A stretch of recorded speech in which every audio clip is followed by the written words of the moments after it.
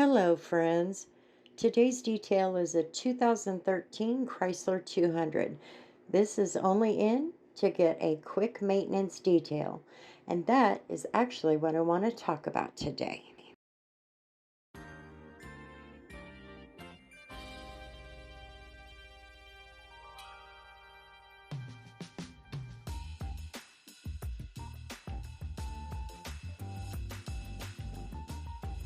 So, what exactly is a maintenance detail? Well, let me give you the entire process so that it helps to make this make sense.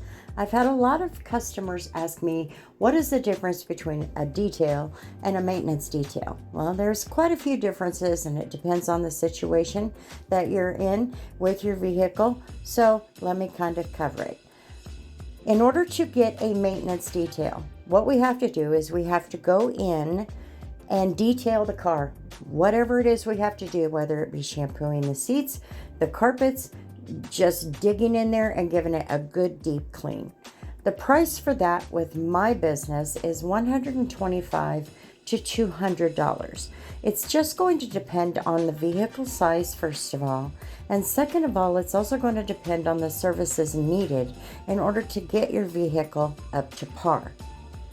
So once the vehicle is up to par, 8 to 12 weeks is what I suggest and recommend that you bring your vehicle back, or I come to you and we get in there and we just maintain it. For example, we need to get the steering wheel and the driver area cleaned up very, very well because that's the dirtiest spot in the car.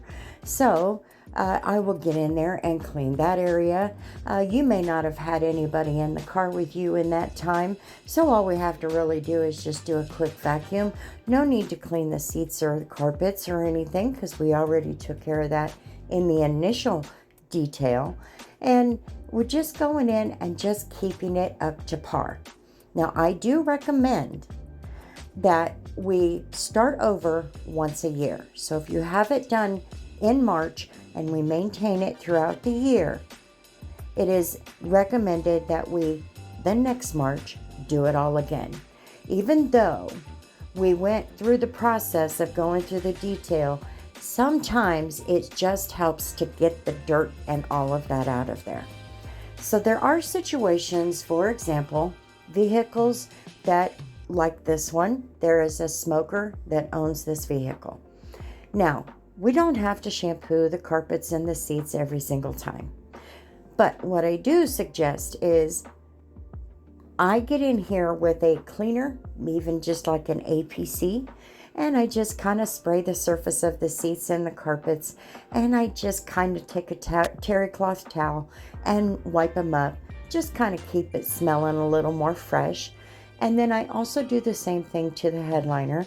And one final thing that I do is I raise the hood and I find the air intake, and I may spray a Lysol in there or some kind of a disinfectant.